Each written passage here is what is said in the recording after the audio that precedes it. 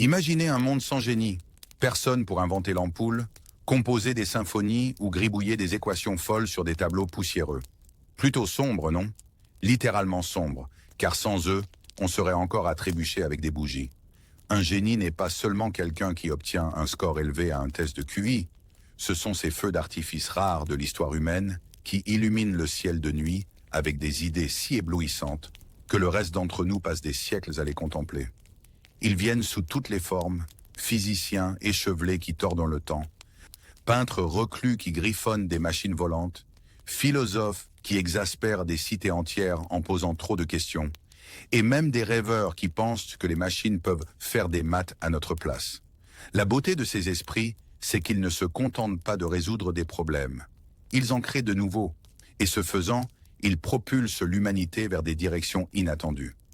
Alors abordez ce voyage moins comme un cours d'histoire que comme une visite des coulisses des rockstars les plus étranges et brillantes du cerveau.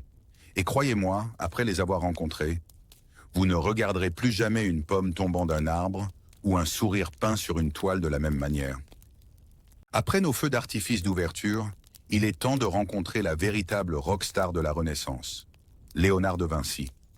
Oubliez un instant l'ambiance poussiéreuse des musées. Léonard n'était pas un peintre enfermé dans son atelier, mais plutôt une tornade créative déguisée en être humain.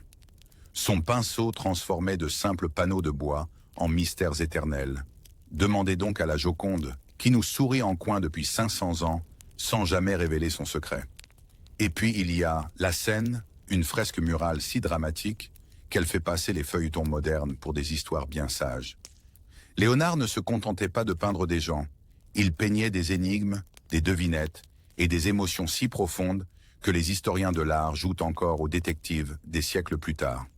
Le plus amusant est de l'imaginer en mode multitâche, une main ajustant les pigments, l'autre esquissant une machine volante dans un coin. Son atelier devait ressembler moins à un lieu de travail qu'au plateau d'une sitcom de savants fous. Donc quand on parle de Léonard le peintre, on ne parle pas seulement de jolies images. On parle de sourires codés, de dîners théâtraux et d'un gars qui faisait résonner le silence sur la toile plus fort qu'un solo de batterie. Si le pinceau de Léonard était sa baguette magique, alors ses carnets étaient carrément des machines à voyager dans le temps. À l'intérieur, pas seulement des gribouillis, mais un véritable catalogue Netflix version Renaissance avec des machines volantes, des chars de guerre et même des études un peu inquiétantes de muscles et d'eau. Imaginez-le brandissant un croquis d'un engin façon hélicoptère en disant « Pas de panique, ça marchera, dans environ 400 ans ». Son char ressemble à une tortue médiévale sous stéroïdes, tandis que ses dessins anatomiques sont si détaillés que les médecins modernes hochent encore la tête d'approbation. Le plus drôle, la plupart de ces inventions n'ont jamais vu le jour, en partie parce que l'Italie du XVe siècle n'avait pas la technologie, et en partie parce que Léonard se laissait distraire par, partout. Un instant, il calculait des rapports d'engrenage, l'instant d'après, il s'émerveillait devant le battement d'ailes d'un oiseau. C'est comme avoir l'ami le plus brillant du monde qui promet de vous aider à déménager, mais finit par inventer un jetpack à la place. Ces inventions nous rappellent que le génie ne consiste pas seulement à créer ce qui fonctionne aujourd'hui, mais à imaginer ce qui pourrait fonctionner demain, même si ce demain met un demi-millénaire à arriver. Jusqu'ici, vous avez vu Léonard le peintre et Léonard l'inventeur. Mais voici le grand retournement de situation. Il était les deux à la fois. Et plus encore. Il ne se contentait pas d'être bon dans un domaine. Il voulait être l'équivalent Renaissance d'un couteau suisse. Imaginez-le peignant la Joconde d'une main, dessinant un crâne humain de l'autre, tout en calculant mentalement comment l'aile d'un oiseau produit de la portance. Voilà Léonard, un artiste au cœur de scientifique et un scientifique à l'âme d'artiste. Il croyait que la beauté se cachait dans les motifs, que ce soit dans un sourire, une fleur ou la spirale d'un coquillage. Pour lui, la nature n'était pas seulement une source d'inspiration, mais un immense manuel scolaire attendant d'être couvert de croquis. Ce qui fait de lui l'icône parfaite de la Renaissance, c'est son refus de tracer une frontière entre art et science. Pour Léonard, ils étaient des partenaires de danse dans une même chorégraphie, l'un menant, l'autre suivant, échangeant constamment les rôles. Et c'est pourquoi aujourd'hui, nous ne l'appelons pas seulement peintre ou scientifique. Nous l'appelons génie universel, l'homme qui a rendu la curiosité élégante. Au moment où le monde pensait que la physique était bien ficelée par les lois de Newton, voilà qu'Albert Einstein débarque comme l'invité qui renverse toute la table du dîner. Sa théorie de la relativité n'a pas seulement ajusté les règles, elle a réécrit le manuel. Soudain, l'espace et le temps n'étaient plus des décors figés, mais un tissu élastique capable de se plier, se tordre et se déformer comme un trampoline cosmique. La gravité n'était plus une force invisible, tirant les pommes vers le bas, mais la courbure même de l'espace disant « Viens par ici, mon ami ». Imaginez le choc, des siècles de certitude pulvérisés par un homme aux cheveux fous qui rêvassait à son bureau de l'Office des brevets. Plus incroyable encore, ces équations suggéraient que le temps pouvait ralentir si vous alliez assez vite. Oui, techniquement, votre GPS et vos films de science-fiction lui doivent de beaucoup. La relativité n'était pas seulement de la science, c'était une farce cosmique, un rappel que l'univers suit des règles plus étranges que celles que nous pourrions inventer. Et le meilleur? Einstein a réussi à présenter tout ça comme l'idée la plus simple du monde. Juste un petit pli de l'espace-temps. Rien d'inquiétant. Après avoir secoué l'univers avec la relativité, Einstein aurait pu se pavaner comme une rockstar. Au lieu de cela, il ressemblait davantage à un professeur distrait qui ne savait plus où il avait laissé ses chaussettes. Sa marque de fabrique? Cette tignasse indisciplinée qui semblait défier à la fois la gravité et les peignes, associée à un sourire qui rendait sympathique même les équations les plus effrayantes. Il se moquait des vêtements élégants et des formalités. Il se rendait souvent au travail sans chaussettes, comme si la mode n'était qu'une autre théorie à laquelle il ne souscrivait pas. Mais derrière ces bizarreries ludiques se cachait une humilité qui séduisait tout le monde. Il plaisantait un jour en disant qu'il n'avait aucun talent particulier, seulement une curiosité passionnée, une modestie si convaincante qu'on en oubliait presque qu'il pliait l'espace et le temps au quotidien. Ses collègues admiraient sa chaleur, ses étudiants adoraient son humour, et le grand public le voyait comme la preuve que le génie ne nécessitait pas un col à midonner. Dans un siècle de politique rigide et de guerre mondiale, le rire et l'humilité d'Einstein furent aussi révolutionnaires que ses équations. Il nous a montré qu'on pouvait changer la physique à jamais et malgré tout ressembler à un grand-père bienveillant, prêt à offrir un bonbon avec une leçon sur le cosmos. L'héritage d'Einstein ne s'est pas arrêté à la poussière de craie sur les tableaux. Il a bondi directement dans notre quotidien. Sa fameuse équation, E = mc2, n'était pas qu'un gribouillis malin. Elle a ouvert les secrets de l'énergie nucléaire. Malheureusement, cela a donné à l'humanité à la fois des centrales électriques propres et des champignons atomiques terrifiants. Einstein lui-même était mal à l'aise avec l'usage de ses idées, mais l'histoire ne demande pas vraiment d'autorisation. Au-delà de l'atome, sa théorie de la relativité est devenue la gardienne silencieuse de la technologie moderne. Prenons le GPS. Sans les corrections d'Einstein pour la dilatation du temps, votre téléphone croirait que vous êtes en plein océan alors que vous cherchez simplement le café le plus proche. De la médecine nucléaire qui sauve des vies aux satellites qui guident votre Uber, les empreintes d'Einstein sont partout. Et voici l'ironie malicieuse.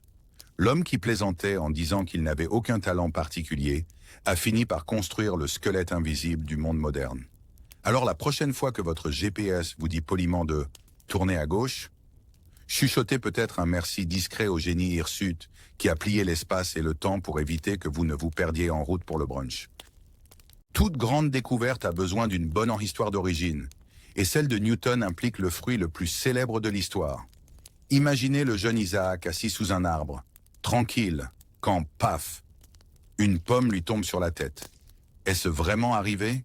Les historiens débattent, mais ne gâchons pas une belle histoire.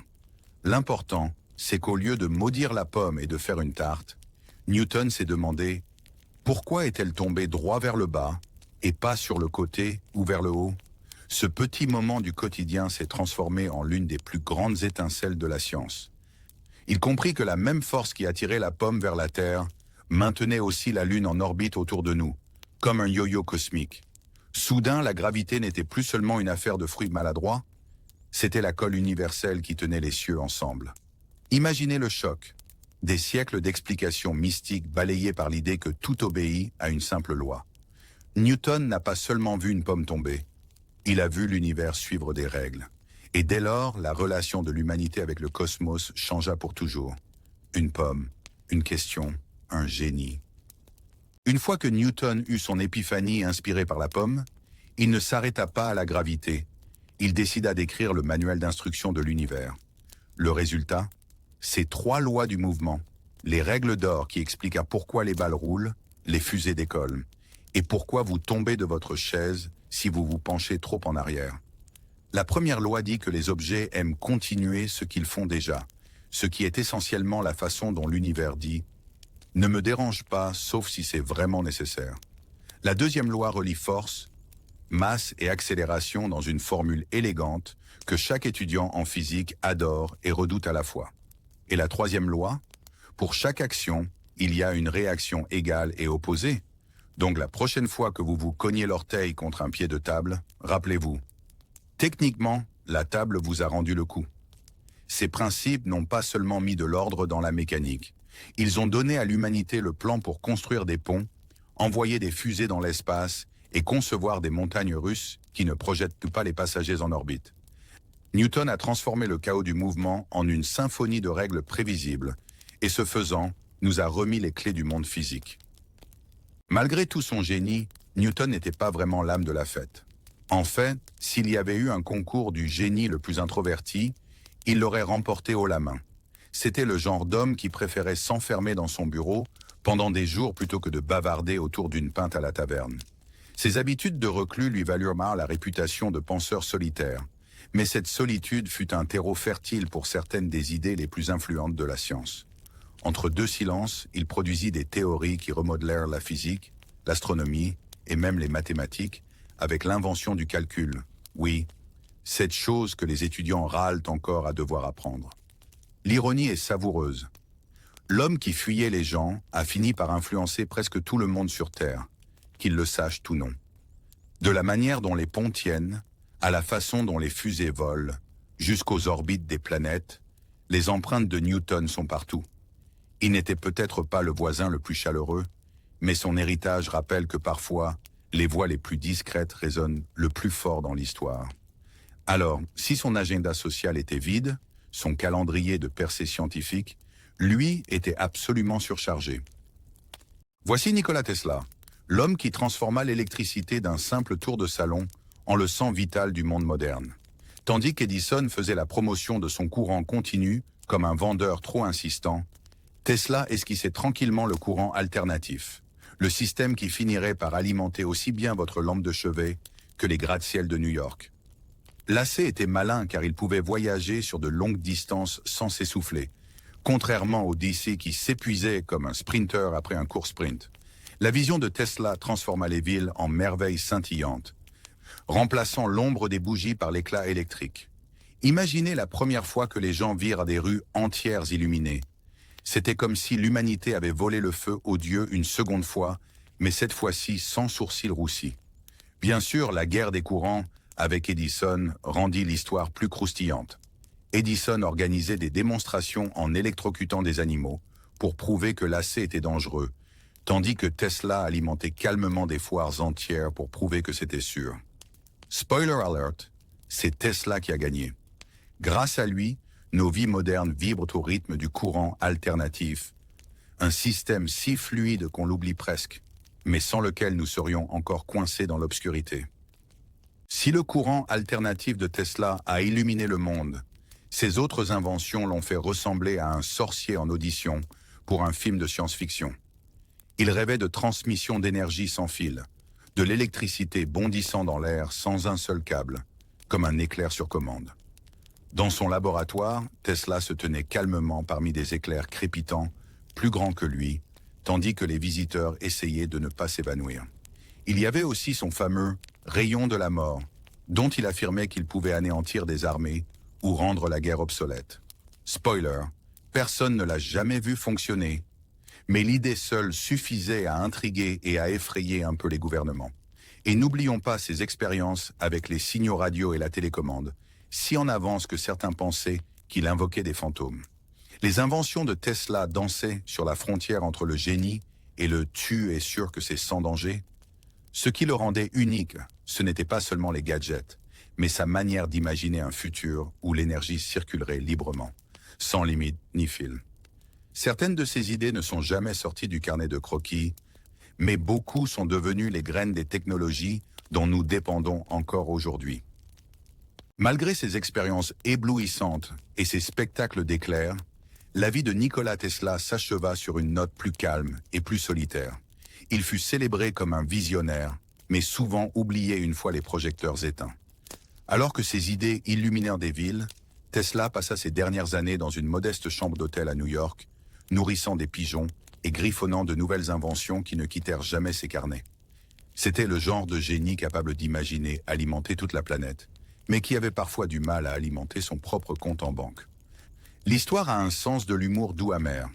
Edison devint un nom connu de tous, tandis que Tesla devint le héros culte des passionnés de science et des fans de bande dessinée. Aujourd'hui, cependant, son héritage est revenu en force comme l'un de ses arcs électriques. Les bobines Tesla illuminent les foires scientifiques, et même une entreprise automobile a emprunté son nom pour symboliser l'innovation futuriste. Il fut peut-être une figure solitaire, moitié magicien et moitié scientifique, mais sa vision ne s'est jamais vraiment éteinte. En fait, chaque fois que nous branchons un appareil, dans ce bourdonnement d'électricité, Tesla murmure encore « Je vous l'avais bien dit ». Messieurs de la science, écartez-vous. Marie Curie vient d'entrer dans le laboratoire avec une détermination assez forte pour fendre les atomes, presque littéralement. Aux côtés de son mari Pierre, elle fouilla dans d'étranges morceaux de pegblende et au lieu d'y trouver de simples cailloux ennuyeux, elle mit au jour deux éléments tout neufs, le polonium et le radium. Le polonium, baptisé en hommage à sa chère Pologne, et le radium, qui brillait comme s'il menait une vie nocturne bien remplie. Imaginez la scène, Marie remuant des chaudrons de produits chimiques dans un hangar glacial transformé en laboratoire, tandis que les voisins chuchotaient « Font-ils de la soupe ou une super arme ?» Avec une patience capable de surpasser la plus coriace des équations, elle distilla des tonnes de minerais juste pour extraire quelques pincées de matière lumineuse. Et voici le clou du spectacle. Pendant que la plupart des scientifiques de son époque se chamaillaient en veste de tweed, Curie réécrivait les manuels. Sa découverte n'a pas seulement ajouté de nouvelles entrées au tableau périodique, elle a entrouvert la porte de l'ère atomique. En une brillante cuillerée lumineuse, elle montra au monde que la curiosité, et peut-être une pincée de radioactivité, pouvaient tout changer. Marie Curie ne s'est pas seulement battue avec des roches radioactives. Elle s'est aussi battue avec le poids bien plus lourd des attentes de la société. À une époque où les femmes en sciences étaient souvent traitées comme si elles s'étaient trompées de salle de classe, Marie est entrée et a écrit son propre programme. Elle ne fut pas seulement la première femme à remporter un prix Nobel, elle en a gagné deux, dans deux domaines différents, tandis que certains de ses collègues masculins essayaient encore de se rappeler comment écrire polonium. Pourtant, son parcours n'a pas été jalonné d'applaudissements. Les universités doutaient d'elle, les comités la sous-estimaient, et les colonnes de ragots chuchotaient pour savoir si elle avait vraiment sa place dans un laboratoire. Au lieu de reculer, elle enfila son tablier de laboratoire comme une armure et continua à remuer ses bêchers lumineux. Son éclat obstiné prouva que la curiosité se moque du genre. En fait, elle brisa les stéréotypes si complètement qu'elle devint un modèle pour toutes les femmes ayant un jour pris un microscope. L'histoire de Marie n'est pas seulement une histoire de découverte, c'est une histoire de défi. Un rappel que les lois de la physique ne se plient à personne et que l'ambition non plus. Les découvertes de Marie Curie ne sont pas restées à prendre la poussière sur des étagères. Elles ont débordé jusque dans les hôpitaux, les champs de bataille et les centrales électriques. Ces éléments lumineux devinrent l'épine dorsale de nouveaux traitements médicaux, aidant les médecins à foudroyer les tumeurs par la radiothérapie et donnant aux patients une chance de se battre. Pendant la Première Guerre mondiale, elle équipa elle-même des unités mobiles de radiographie, conduisant comme la super-héroïne scientifique ultime, scannant les os brisés des soldats directement au front. Voilà ce qu'on appelle du travail pratique. Mais l'héritage de Curie ne s'arrêta pas à la médecine. Ses percées semèrent les graines de l'énergie nucléaire, une force qui pouvait soit illuminer les villes, soit leur donner la chair de poule, selon qui tenait l'interrupteur. C'est un paradoxe étrange. La même femme qui sauvait des vies libéra aussi le génie de la puissance atomique. Aujourd'hui, chaque fois qu'un médecin allume une machine de radiothérapie ou qu'une ville tourne grâce au nucléaire, c'est l'empreinte de Curie qu'on retrouve sur le bouton. Son histoire nous rappelle que la science n'est jamais seulement des équations, c'est des choix, des conséquences et le courage d'utiliser la découverte pour le bien. En fin de compte, Curie a prouvé qu'une seule étincelle de curiosité pouvait éclairer le monde entier, littéralement. Galilée n'a pas inventé la lunette astronomique, mais il lui a clairement offert une promotion de carrière. Avant lui, c'était grosso modo un jouet pour marchands curieux espionnant les navires. Entre ses mains, elle devint l'outil ultime de détective cosmique. Une nuit claire, il la pointa vers Jupiter et faillit tomber de sa chaise. 4 petits points dansaient autour de la planète. Au début, il pensa que sa lentille était sale, mais nuit après nuit, ses points continuaient de tourner. Boum les lunes de Jupiter. C'était comme découvrir que l'univers avait des passes backstage, et Galilée fut le premier à s'y faufiler. Cette découverte n'était pas seulement un fait sympa d'astronomie, c'était une claque en pleine figure pour l'idée que tout tournait autour de la Terre. Soudain, les cieux n'étaient en plus un ordre divin parfait, mais des orbites désordonnées qui se moquaient de ce que pensaient les philosophes. Imaginez l'excitation et la crainte quand Galilée réalisa qu'il avait des preuves que l'ancien modèle géocentrique vacillait. Avec un simple tube de verre et de la curiosité, il montra à l'humanité que l'univers était bien plus vaste et étrange qu'on ne l'imaginait. Après avoir repéré les lunes de Jupiter dansant autour de leur planète, Galilée comprit qu'il avait la preuve que la Terre n'était pas le centre de tout, et rien ne ruine une vision du monde douillette plus vite qu'une preuve. Il défendit le modèle héliocentrique. Oui, le Soleil au centre et la Terre faisant ses tours comme tout le monde.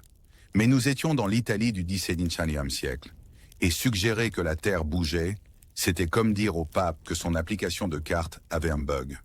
Les écrits de Galilée se répandirent vite, et il eut bientôt des admirateurs pour l'acclamer, et des critiques affûtant leurs couteaux théologiques. L'Église le convoqua, et ce qui suivit fut moins un débat qu'un drame judiciaire cosmique. Imaginez Galilée, barbe grise hérissée, plaidant, mais regardez dans la lunette, tandis que ses opposants répliquaient « Pas besoin, nous avons l'écriture ». Le verdict, il fut forcé de se rétracter, marmonnant la légendaire phrase « Et pourtant elle tourne entre ses dents », comme la note de bas de page la plus impertinente de l'histoire. L'affrontement de Galilée ne portait pas seulement sur des planètes, il portait sur l'audace de faire confiance à ses yeux plutôt qu'à la tradition.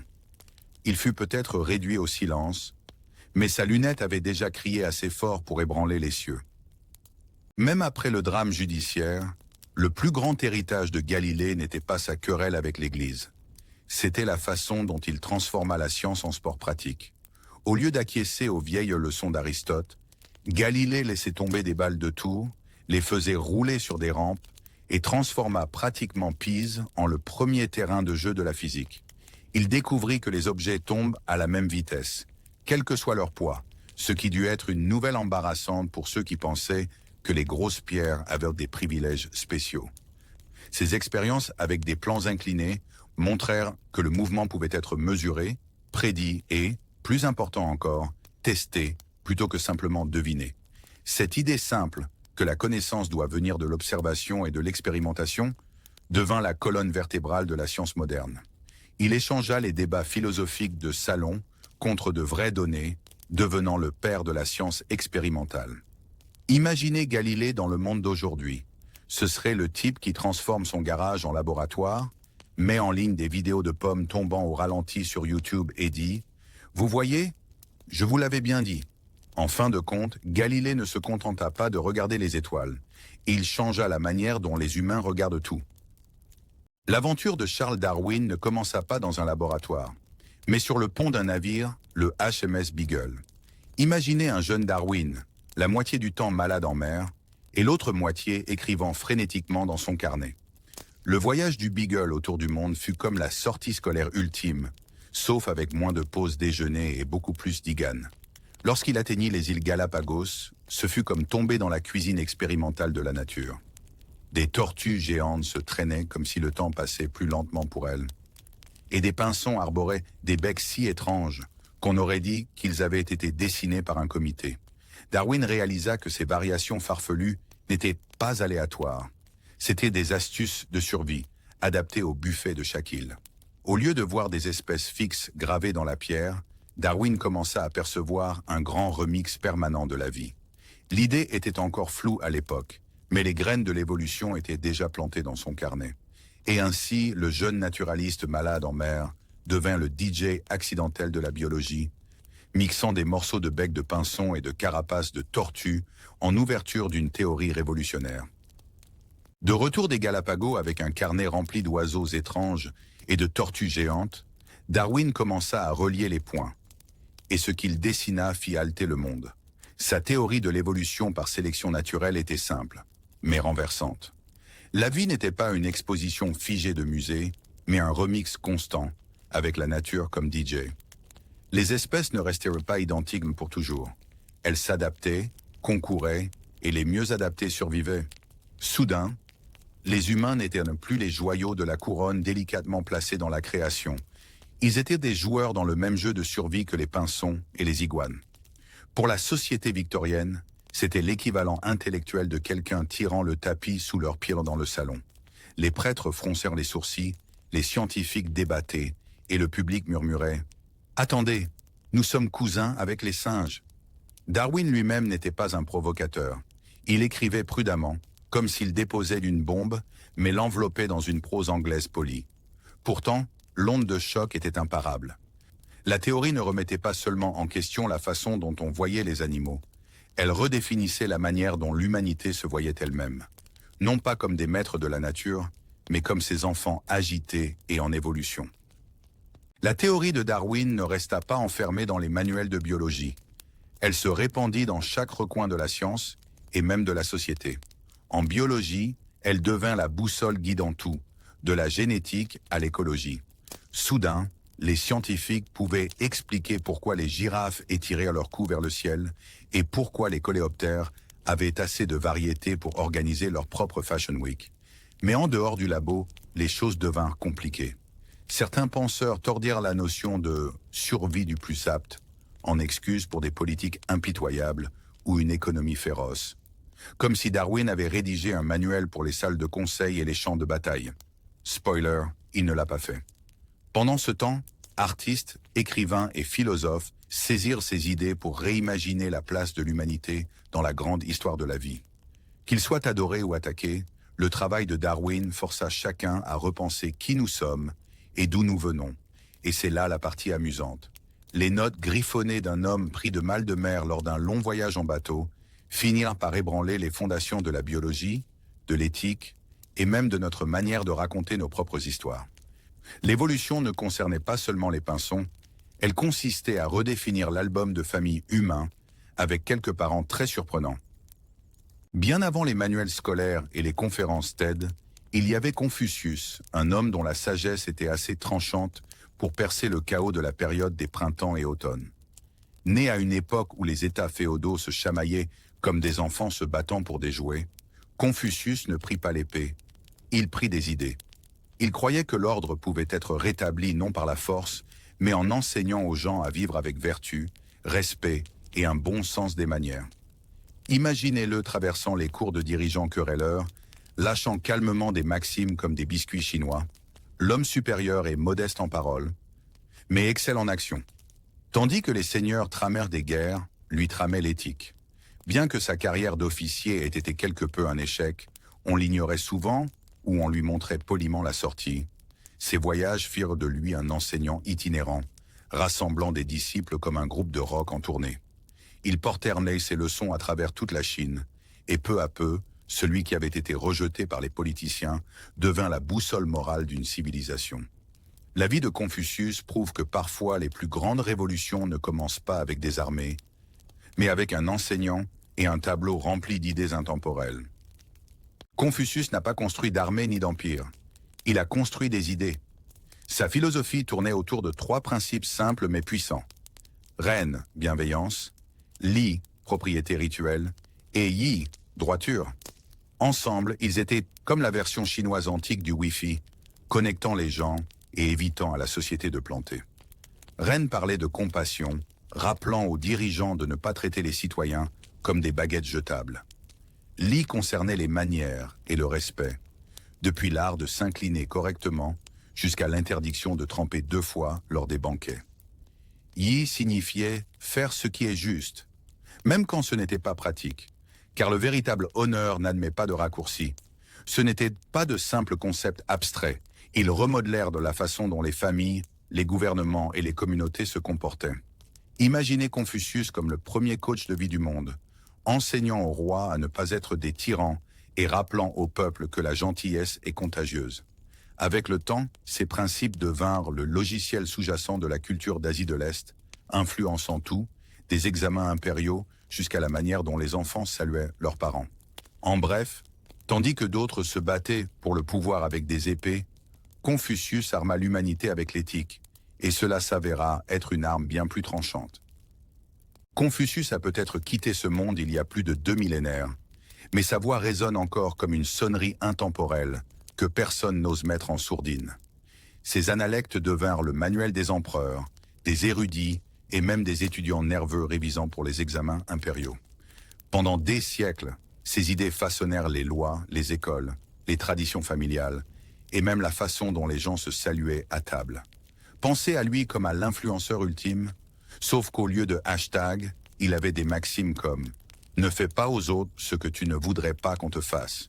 De la Chine à la Corée, au Japon et au Vietnam, sa philosophie devint le logiciel culturel qui maintenait des sociétés entières en fonctionnement. Et voici le twist. Tandis que les dynasties montaient et s'effondraient comme des dominos, les enseignements de Confucius ne faisaient que se renforcer, conseillant discrètement les dirigeants et guidant des générations.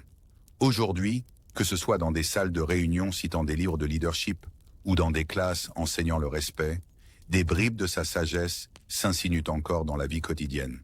Son héritage prouve que parfois, l'épée la plus tranchante n'est pas en acier, mais une idée qu'un maître aux mots plus affûté que les armes peut survivre aux empires.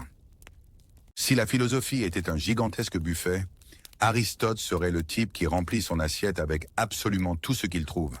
Alors que la plupart des penseurs se concentraient sur une ou deux spécialités, Aristote bâtit une encyclopédie entière par pure curiosité. La logique, il en écrivit le manuel. L'éthique, il traça une carte pour vivre une vie vertueuse sans devenir moine. Les sciences naturelles, il catalogua les animaux comme un dresseur de Pokémon antiques, prenant des notes sur tout, des concombres de mer au lion. Politique, rhétorique, métaphysique. S'il existait, Aristote avait une opinion. Il ne se contentait pas de toucher à tout. Il bâtissait des systèmes, transformant les questions confuses en cadres organisés. Imaginez-le dans le monde d'aujourd'hui. Le professeur qui enseigne la philosophie le matin, la biologie à midi et les sciences politiques le soir, et qui trouve encore le temps de conseiller un jeune Alexandre le Grand après dîner. Son esprit n'était pas seulement large, il était profond, tissant des liens entre disciplines. À une époque où le savoir était éparpillé, Aristote l'assembla en quelque chose qui ressemblait au système d'exploitation de la pensée occidentale. Il n'était pas simplement curieux. Il était le multitâche originel de la sagesse. L'influence d'Aristote ne s'arrêta pas aux frontières de la Grèce antique. Elle s'étendit à travers les continents et les siècles comme un signal Wi-Fi intellectuel. Les érudits médiévaux en Europe dévoraient ses œuvres, l'appelant souvent simplement le philosophe, comme si aucun autre penseur ne méritait un nom. Sa logique façonna la théologie, son éthique influença la politique, et sa philosophie naturelle devint le squelette sur lequel la science tenta d'accrocher ses muscles. Pendant 1000 ans, des étudiants recopièrent ces mots dans des salles de classe éclairées à la bougie, parfois en acquiesçant, parfois en râlant, mais toujours en le prenant au sérieux. Même lorsque les savants de la Renaissance commencèrent à pointer les failles de ces théories, ils le firent en montant sur l'échelle solide qu'il avait construite. Imaginez tous les grands penseurs, de Thomas d'Aquin à Newton, débattant avec Aristote à travers le temps, comme dans une discussion de groupe sans fin, avec des émojis du style « Tu as tort, mais merci pour la structure ». Le fait que ces idées soient encore débattues aujourd'hui, dans des séminaires de philosophie ou dans des discussions informelles sur la vertu, prouve à quel point il s'est ancré dans la pensée occidentale. Aristote n'était pas seulement un philosophe de son époque. Il est devenu un résident permanent de l'architecture du savoir. Aristote a peut-être vécu dans la Grèce antique, mais ses idées envahissent encore les salles de classe modernes comme un invité non désiré qui n'est jamais parti. Sa logique est devenue la base des algorithmes informatiques, son éthique apparaît encore dans les séminaires de management, et ses réflexions sur la biologie résonnent dans des laboratoires pleins de microscopes. En un sens, Aristote fut le routeur Wi-Fi du savoir, diffusant des signaux à travers les siècles auxquels les étudiants d'aujourd'hui se connectent encore. Parfois avec enthousiasme, parfois en râlant avant les examens. Il fit le pont entre les idéaux élevés de Platon et la méthode scientifique moderne, insistant sur le fait que l'observation comptait autant que le raisonnement abstrait. Pensez à lui comme à l'intermédiaire qui relia mythe et mesure, transformant la philosophie en quelque chose capable de dialoguer avec la physique, la politique et même les résultats de recherche Google.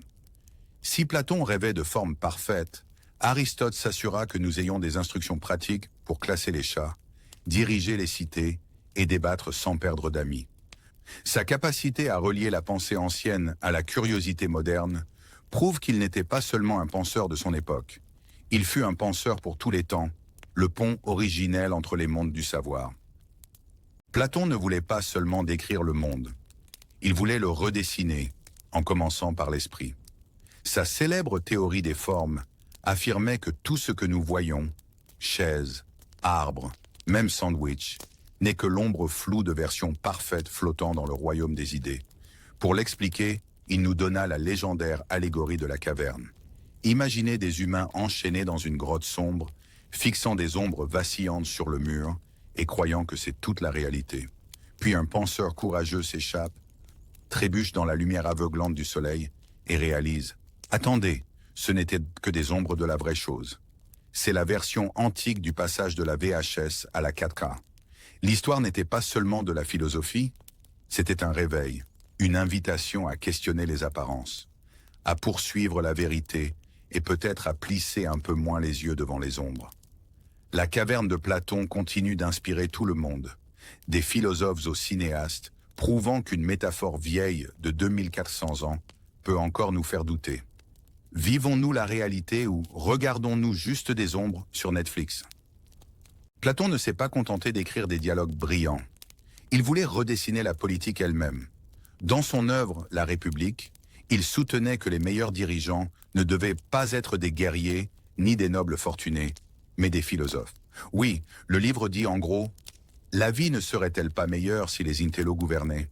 Selon Platon, les philosophes avaient la sagesse de voir au-delà des illusions et de poursuivre le vrai bien, contrairement aux politiciens avides de pouvoir qui traitaient souvent les cités comme leur plateau d'échecs personnel. Son idée du roi philosophe était radicale. Imaginez des dirigeants qui préféraient les débats au banquet et la justice au tintement des pièces. Bien sûr, tout le monde n'était pas d'accord. Les critiques plaisantaient qu'il était plus facile de trouver des licornes que des gouvernants aimant réellement la sagesse plus que la richesse. Pourtant, la vision audacieuse de Platon a planté l'idée que gouverner devait reposer sur le savoir et la vertu, pas seulement sur la force brute. Son mélange d'idéalisme et de pragmatisme a rendu la politique moins semblable à un jeu de trône et plus à une expérience de classe. Et même si nous attendons toujours que des rois philosophes prennent leurs fonctions, ce rêve continue de nourrir les débats à chaque élection. L'héritage de Platon n'était pas seulement une pile de parchemins poussiéreux, c'était tout un système éducatif. En fondant l'Académie d'Athènes, il inventa en gros la première université, des siècles avant que les frais de scolarité ne gâchent la journée de quiconque. Les étudiants affluaient pour apprendre l'éthique, la politique, les mathématiques et bien sûr ces idées élevées dont il ne cessait de parler. Sa méthode n'était pas la mémorisation, mais le dialogue, la version antique des discussions de groupe où tout le monde débattait jusqu'à avoir mal à la tête. L'Académie forma des générations de penseurs, dont Aristote, prouvant que Platon n'était pas seulement un philosophe, il était aussi le professeur des professeurs. Son influence dépassa largement la Grèce, façonnant la pensée médiévale, l'art de la Renaissance et même les salles de classe modernes, où les étudiants soupirent encore devant les examens de philosophie. Imaginez Platon jetant un coup d'œil dans un amphithéâtre du XXIe siècle. Ordinateurs portables allumés, tasses de café partout, étudiants à moitié attentifs en scrollant sur les réseaux sociaux. Et pourtant, ces questions sur la vérité, la justice et la connaissance figurent toujours au programme. Voilà le clin d'œil. Platon a peut-être vécu au IVe siècle avant Jésus, mais il est encore sur la liste des profs de la civilisation humaine. Socrate était le genre de philosophe qui n'avait pas besoin de tuniques luxueuses, de statues dorées ou d'une place réservée à l'Assemblée. Il errait pieds nus dans Athènes, ressemblant plus à un voisin excentrique qu'à un sage. Sa vie était simple. Pas de richesse, pas de pouvoir, juste des conversations interminables sur l'agora. Et pourtant, cet homme qui ne possédait presque rien offrit au monde l'une de ses idées les plus riches. Je sais que je ne sais rien. Loin d'être de l'autodérision, c'était sa façon de rappeler à tous que la sagesse commence par l'humilité. Imaginez-le aujourd'hui entrant dans une salle de réunion pleine de dirigeants et disant nonchalamment « Alors que savez-vous vraiment ?» Et soudain, silence total. Socrate croyait que poser des questions était la clé pour découvrir la vérité, et il avait l'habitude de titiller les certitudes des gens jusqu'à les faire vaciller. Pour certains Athéniens, il était un taon agaçant. Pour d'autres, une conscience vivante qui bourdonnait à leurs oreilles. Quoi qu'il en soit, sa simplicité radicale et son honnêteté posèrent les bases mêmes de la philosophie, prouvant que parfois, la plus grande révolution commence par admettre son ignorance. Socrate n'écrivait pas de livres et ne donnait pas de cours depuis des tours d'ivoire. Il préférait les conversations qui ressemblaient davantage à des combats de lutte verbale. Sa méthode, plus tard appelée la méthode socratique, était d'une simplicité trompeuse. Poser des questions jusqu'à ce que les gens réalisent qu'ils ne savaient pas vraiment ce qu'ils pensaient savoir. C'était comme éplucher un oignon de certitude, couche après couche, jusqu'à ce que quelqu'un finisse par pleurer, qu'il s'agisse de justice, de courage ou d'amitié. Socrate piquait doucement avec des questions comme « Mais que veux-tu dire par là ? Et cela peut-il toujours être vrai ?» Ses amis trouvaient cela éclairant, ses critiques trouvaient cela exaspérant. Pour les élites puissantes d'Athènes, il était moins un philosophe qu'un bug humain dans leur logiciel, révélant sans cesse des failles logiques. Pourtant, ce questionnement sans fin a semé les graines de la pensée critique, fondement de la philosophie, de la science et même de l'éducation moderne. Aujourd'hui, on l'appellerait le maître des conversations gênantes mais nécessaires, le type qui ne laisse jamais passer un argument bancal. En bref, Socrate a transformé le questionnement en art, et ce faisant, il a appris à l'humanité à penser par elle-même. La fin de l'histoire de Socrate ressemble au drame judiciaire le plus tragique du monde, avec une touche de comédie noire. Accusé de corrompre la jeunesse et de manquer de respect aux dieux, il fut traîné devant un jury athénien qui, disons-le, n'était pas exactement impartial.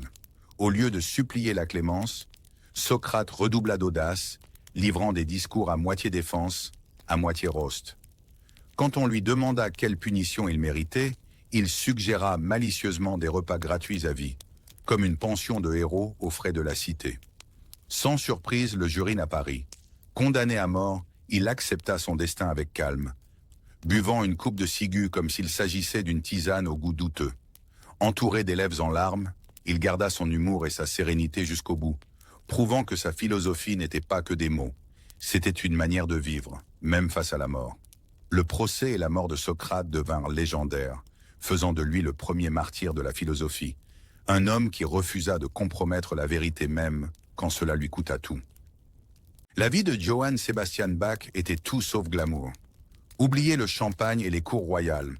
Sa carrière s'est construite dans les salles résonnantes des églises, entourée de chœurs, de recueils poussiéreux et de pédales d'orgue grinçantes. Né dans une famille de musiciens, Bach avait littéralement la musique dans le sang. Il servit comme organiste et compositeur dans des églises à travers l'Allemagne, où son rôle consistait autant à écrire de la musique divine qu'à empêcher les chœurs de chanter faux. Sa routine quotidienne n'était pas faite de gloire, mais de discipline. Composer des fugues complexes, comme des casse-têtes cérébraux, enseigner à des élèves qui le trouvaient sans doute trop strict, et élever une petite orchestre d'enfants, 20 pour être précis. Pourtant, de cette vie modeste et centrée sur l'Église, naquit une musique si grandiose qu'elle semblait toucher le ciel. Pour Bach, composer n'était pas une question de vanité, c'était une quête du divin par le son. Son histoire prouve que parfois, le génie n'a pas besoin de projecteur, juste d'un banc d'orgue solide, d'une plume et d'un esprit qui entend l'univers chanter. Si la vie de Bach semblait calme, sa musique ne l'était absolument pas. Les concertos brandebourgeois débordent d'une énergie telle qu'ils ressemblent à une jam session baroque où chaque instrument se bat pour la vedette. Chaque concerto est comme des montagnes russes musicales. Cordes virevoltantes, clavecins bondissants, trompettes éclatantes comme si elles avaient trop bu de café. Et puis il y a la monumentale messe en si mineur, une œuvre si grandiose qu'elle ressemble moins à de la musique d'église qu'à la bande-son de la création elle-même. Dense, majestueuse et stratifiée, c'est une véritable lasagne orchestrale cuite avec une précision divine. Ces œuvres n'étaient pas de simples divertissements, c'était de l'architecture sonore, soigneusement conçue pour équilibrer émotion, intellect et spiritualité. Bach avait cette capacité incroyable de tisser complexité et clarté, créant une musique qui faisait fondre les mathématiciens, les prêtres et les auditeurs ordinaires. Qu'il s'agisse d'un cadre intime ou d'une immense cathédrale, ses compositions poussaient l'imagination humaine vers l'infini. En bref, Bach n'écrivait pas seulement des notes, il construisait des univers où chaque instrument avait une voix et où le cosmos entier semblait fredonner avec lui. Bach est peut-être mort en 1750, mais sa musique a refusé de plier bagage. Au lieu de disparaître, elle est devenue le carburant secret des génies qui ont suivi. Mozart plaisantait en disant qu'étudier Bach, c'était comme apprendre auprès du père même de la musique, tandis que Beethoven déclara « Il n'est pas un ruisseau, mais un océan ». Voilà des critiques dithyrambiques. Des siècles plus tard, ces fugues et chorales se glissent encore dans les bandes-sons de films, les improvisations de jazz et même les remixes électroniques. Ce qui rendait l'héritage de Bach si inarrêtable, c'était sa capacité à équilibrer la précision mathématique avec la profondeur émotionnelle. Une musique qui donnait à la fois aux érudits et aux auditeurs ordinaires l'impression de frôler l'éternité. Imaginez-le comme le DJ cosmique du baroque, faisant tourner des thèmes que les compositeurs futurs remixeraient en symphonie, sonate et au-delà. Ces notes sont devenues l'ADN de la musique occidentale, tissées partout, des salles de concert jusqu'aux playlists Spotify. En bref, Bach n'a pas seulement influencé l'avenir, il en est devenu la main invisible. Un compositeur dont les échos résonnent encore chaque fois qu'un musicien ose poursuivre la beauté et l'ordre dans le son. Mozart ne s'est pas contenté d'arriver sur la scène musicale. Il s'y est pratiquement écrasé avec un clavecin sous le bras. À 5 ans, il composait déjà de petits menuets, et à 6 ans, il éblouissait les cours royales d'Europe avec des performances qui laissaient ducs, duchesses et empereurs cligner des yeux d'incrédulité. Imaginez un minuscule garçon en perruque poudrée et manches en dentelle, jouant avec plus d'assurance que la moitié des adultes présents, puis s'inclinant poliment avant de se lancer dans une improvisation que personne n'avait vu venir. Son père, Léopold, faisait office de manager de tournée, traînant le jeune Wolfgang à travers l'Europe comme la première rockstar enfant, prodige en tournée. Le public restait bouche bée devant ce virtuose miniature capable de passer du violon au clavier sans rater une note, tandis que l'aristocratie murmurait « Cet enfant est-il vraiment humain ?» Mozart transforma les salles de concert en terrain de jeu, laissant nobles et roturiers stupéfaits. Sa célébrité précoce n'était pas un hasard. C'était l'acte d'ouverture d'un génie dont la musique allait redéfinir ce que signifiait composer avec brio et joie. Mozart ne se contentait pas de composer de la musique. Il mettait en scène de véritables montagnes russes émotionnelles qui faisaient rire, pleurer et halter le public en une seule soirée. Prenez Don Giovanni, à la fois opéra, comédie noire et conte moral, sur ce qui arrive quand on mélange trop de charme avec trop peu de morale. Puis il y a La flûte enchantée, où les aventures de contes de fées rencontrent des arias éblouissantes. Imaginez un Disney baroque avec des notes encore plus aiguës, et comment oublier le mystérieux Requiem, chef-d'œuvre resté inachevé à sa mort, enveloppé de mystère et de drame, digne d'une série Netflix. Ce n'étaient pas seulement des œuvres, c'étaient des mondes, méticuleusement construits avec esprit, drame et cœur. Mozart avait cette capacité incroyable d'équilibrer brillance technique et émotion humaine, tissant des mélodies qui restèrent dans la tête bien après la chute du rideau. Ses compositions ont prouvé que la musique n'était pas réservée à l'élite. Elle pouvait parler à tout le monde, des rois aux simples citoyens, dans un langage universel de joie et de tristesse. En bref, ses œuvres n'ont pas seulement diverti, Elles ont défini à quoi ressemble l'art intemporel. La vie de Mozart a brûlé vite et fort, comme une comète traversant le ciel nocturne. Il a composé plus de 600 œuvres en seulement 35 ans, un rythme qui fait paraître les musiciens modernes en vacances. Sa vie n'a pas toujours été facile. Problèmes d'argent, mécènes capricieux et une charge de travail qui aurait enterré 3 compositeurs. Mais il a versé chaque once de son génie dans la musique. Lorsqu'il est mort jeune en 1791, enterré dans une tombe modeste, sans grande cérémonie, cela a semblé une fin cruelle pour quelqu'un qui avait offert tant de beauté au monde. Et pourtant, ses mélodies ne sont jamais mortes. Des salles de concert aux bandes-sons de films, des marches nuptiales aux berceuses, la musique de Mozart continue de résonner, enjouée un instant, profonde le suivant. Sa courte vie nous rappelle que l'immortalité ne vient pas de la longévité, mais du fait de laisser quelque chose d'inoubliable. D'une certaine manière, Mozart dirige encore depuis l'au-delà, chaque note qu'il a écrite étant une étincelle qui refuse de s'éteindre, le maintenant vivant dans le cœur des auditeurs des siècles plus tard. La vie de Ludwig van Beethoven n'était pas un conte de fées. C'était plutôt un combat de boxe poids lourd contre le destin. Né dans une famille turbulente, avec un père qui essaya de le transformer de force en enfant prodige, imaginez un père manager sans aucune patience, Beethoven grandit en affrontant des épreuves dès le départ. La pauvreté, la maladie et les difficultés sociales ont assombri ses premières années, mais il avait une arme qui refusait d'être réduite au silence, la musique. Dans la vingtaine, il faisait déjà sensation à Vienne, avec des performances enflammées au piano, qui laissèrent le public sans voix. Comme si le piano était à la fois son champ de bataille et son allié. Pourtant, au moment même où le succès grandissait, le cruel coup du sort arriva. Son ouïe commença à disparaître. Imaginez un compositeur dont le monde tourne autour du son, trahi par le silence qui s'installe. Au lieu d'abandonner, Beethoven serra les poings face au destin, déclarant avec défi qu'il allait saisir le destin à la gorge. Sa vie n'est pas seulement une histoire de notes sur une portée, mais une leçon de résilience. La preuve qu'un génie peut transformer la souffrance en symphonie qui résonne à travers les siècles. Quand Beethoven s'asseyait pour écrire ses symphonies, il ne se contentait pas de composer de la musique. Il mettait en scène des batailles, des triomphes et des révolutions en son. Sa symphonie Nr. 3, l'héroïque, était si audacieuse que le public de l'époque ne savait pas s'il fallait applaudir ou paniquer. La symphonie numéro 5, avec son célèbre Da Da Da Doom, devint la sonnerie ultime du destin frappant à la porte. Et la symphonie numéro 9, avec l'Ode à la joie, a pratiquement réinventé le concept d'unité humaine. Un hymne si puissant qu'il est désormais la bande-son de tout, des rassemblements pour la paix au flash mob. Ce n'était pas seulement de jolies mélodies, c'était des déclarations, des coups de tonnerre qui ébranlaient les murs des salles de concert et les esprits des auditeurs.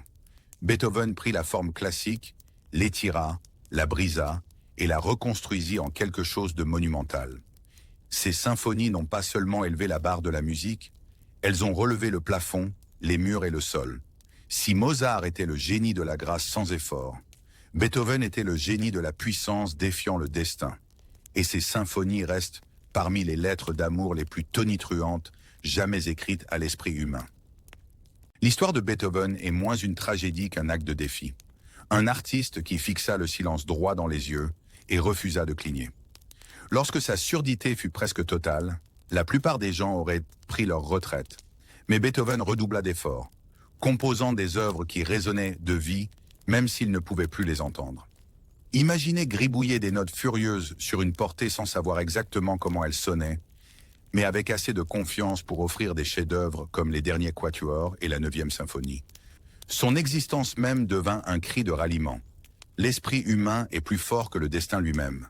Encore aujourd'hui, son image, cheveux en bataille, yeux perçants et froncements de sourcils capables d'effrayer le destin, reste un symbole de résilience. Beethoven n'a pas seulement surmonté l'adversité, il s'est battu avec elle, l'a terrassée et l'a transformée en musique qui fait encore vibrer les salles de concert. Sa vie nous rappelle que le génie ne se définit pas par le confort, mais par le refus d'abandonner. En fin de compte, Beethoven n'était pas seulement un compositeur, il est devenu la bande-son de la persévérance humaine. Des machines volantes de Léonard de Vinci aux énigmes spatio-temporelles d'Einstein, des découvertes lumineuses de Curie aux symphonies tonitruantes de Beethoven, les héritages de ces 15 génies forment une mosaïque de l'ingéniosité humaine. Ils vécurent à des siècles différents, parlèrent des langues différentes et menèrent des combats différents. Mais tous partageaient un trait commun, le refus d'accepter des limites. Leurs inventions, leur philosophie et leur art ne restèrent pas confinés aux livres ou aux salles de concert.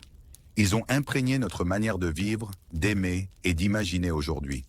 Sans eux, notre monde gribouillerait peut-être encore sur les murs des cavernes, regarderait les étoiles sans télescope ou taperait du pied sur des airs franchement ennuyeux. Mais grâce à leur audace, le savoir semble infini, l'art intemporel et le progrès possible. Leurs histoires nous rappellent que le génie ne consiste pas en la perfection, mais dans l'audace de voir ce que les autres ignorent.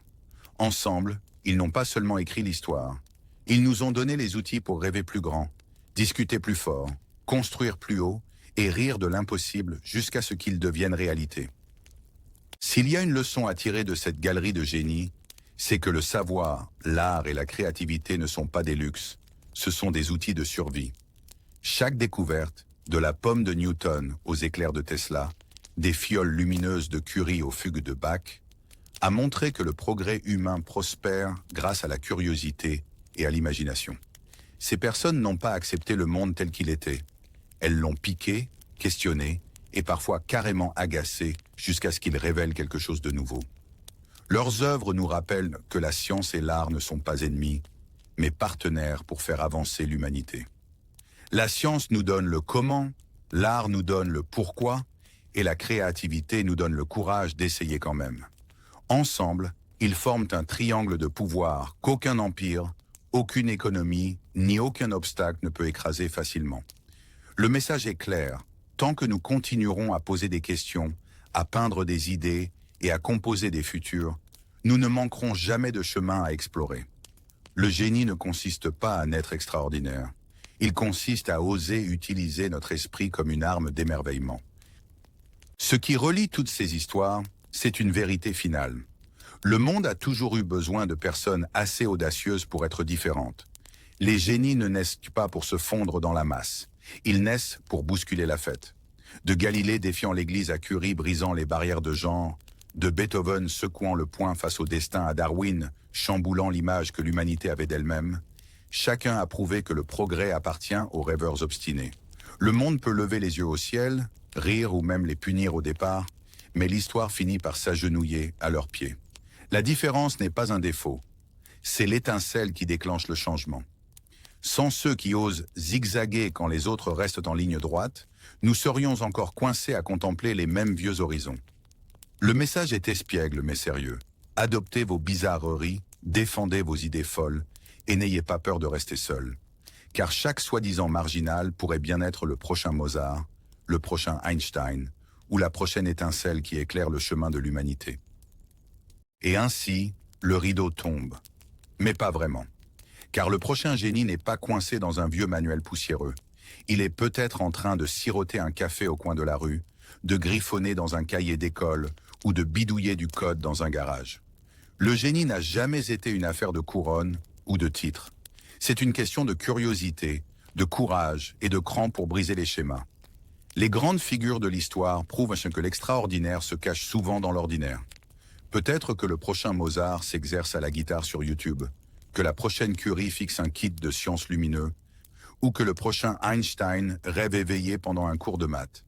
L'avenir n'attend pas un héros en cape, il attend quelqu'un d'assez audacieux pour poser la drôle de question à laquelle personne n'avait pensé. Alors, en sortant de ce voyage, souviens-toi, le génie n'est pas une relique du passé, c'est une force vivante, et le prochain chapitre de la brillance est peut-être déjà en train de s'écrire autour de nous, ou même en toi.